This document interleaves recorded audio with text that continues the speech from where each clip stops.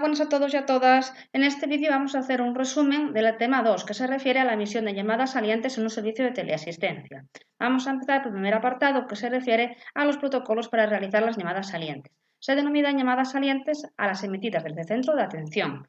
Las llamadas de entre los usuarios y los técnicos son bidireccionales, porque el centro de atención de teleasistencia no solo atiende las comunicaciones que recibe, sino que realiza una labor de llamadas salientes, de suma importancia para ofrecer un servicio lo más completo posible. Las comunicaciones salientes son, por tanto, aquellas cuyo origen está en el centro de atención de teleasistencia y que tienen como destinatarios los usuarios o sus contactos. Existen básicamente tres tipos de llamadas salientes, que son las llamadas de agenda básicas, las llamadas de agenda de seguimiento y las llamadas de agenda de formación y asesoramiento.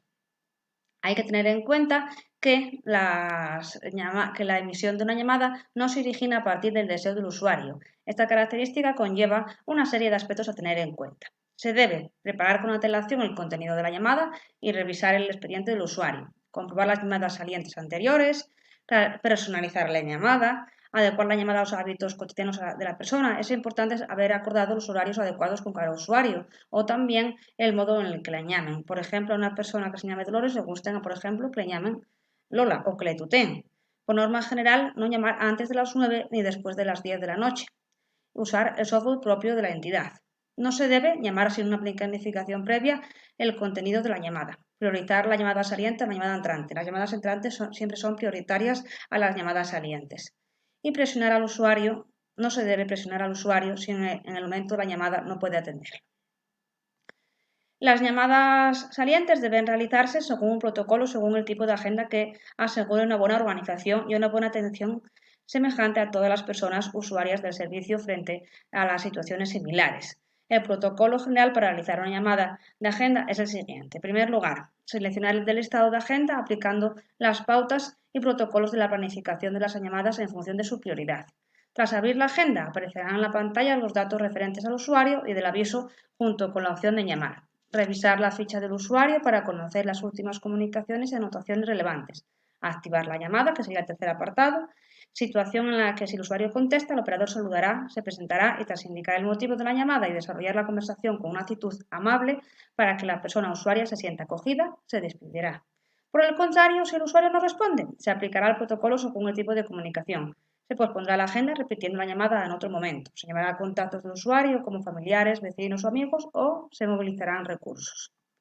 En cuarto lugar, se seleccionará el código de la llamada y de las actuaciones realizadas, según el protocolo. La codificación dependerá del programa informático que se utilice y de los protocolos de la entidad prestadora del servicio. En quinto lugar, se finaliza la llamada, cortando la comunicación con el usuario una vez éste haya colgado. De esta manera, el operador se asegurará que el usuario no desea añadir nada más a la conversación y se optimizará la atención prestada. En sexto lugar, se realizarán las gestiones oportunas en la aplicación informática, mientras tiene lugar la conversación y tras su finalización. Fundamentalmente son posibles las siguientes gestiones: anotar informaciones relevantes y descriptiva de la conversación, de la ficha del usuario, actualizar datos, crear y modificar y eliminar agendas y por último guardar la comunicación, lo que supone registrar la llamada en la aplicación informática.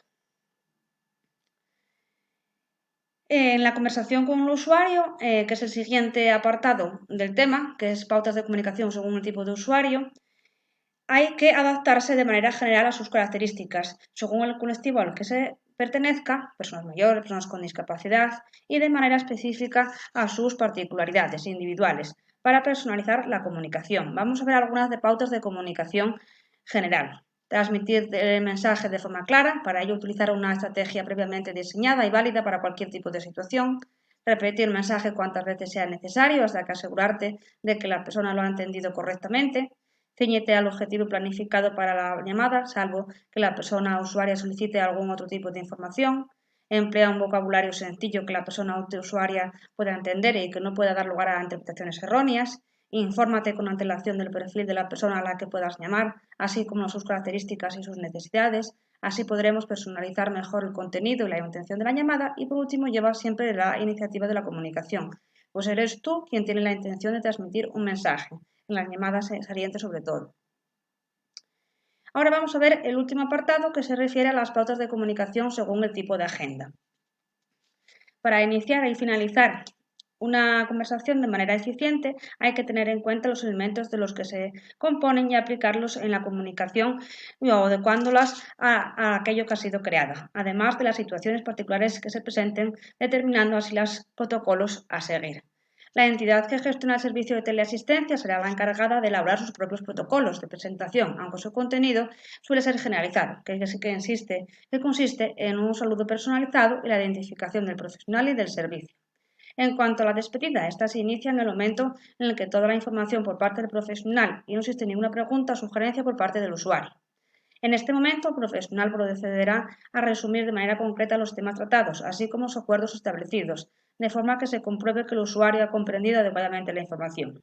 Tras este precierre, se le plantea si tiene alguna otra duda o sugerencia, tras lo cual se pasa a concluir la conversación a través de agradecimientos, recuerdos, saludos, disculpas, si fuese necesario, es decir, una despedida formal según el protocolo.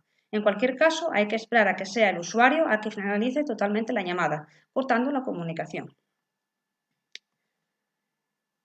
El contenido y la forma de conversación dependerán también del tipo de agenda y la finalidad para la que haya sido creada. Si bien las llamadas hay que escuchar y atender a los usuarios, también es necesario ser ágiles para poder llevar a cabo todas las agendas programadas y tener en cuenta la duración de la conversación. Hay llamadas en las que el asunto de la conversación es muy concreto y se transmite rápidamente. No obstante, también hay otras, aunque el mensaje sea preciso, requieren el tiempo necesario para que el usuario lo entienda o realice las acciones concretas o necesarias, como por ejemplo ir a buscar la medicación y tomársela. La duración de las conversaciones, más que de la su tipología, dependerá del contenido específico y de las particularidades de cada una de ellas. Si el operador observase que no es factible cortar la conversación, bien porque el usuario se encuentra ante una crisis de angustia, bien por otro motivo igualmente importante, le tenderá hasta su resolución. Y por último, para dirigir la conversación se aplicarán estrategias que permitan transmitir una información concreta y asegurarse de que es comprendida. También influir en la conducta del usuario, obtener información acerca del estado de salud del usuario, su situación psicosocial y todo dato útil y necesario para prestar una atención personal correcta. Cambiar de tema o reconducir una conversación y por último obtener información por parte del usuario. Hasta aquí el resumen del tema 2. Si tenéis cualquier duda podéis planteármela en la plataforma. Hasta pronto, nos vemos en el siguiente vídeo.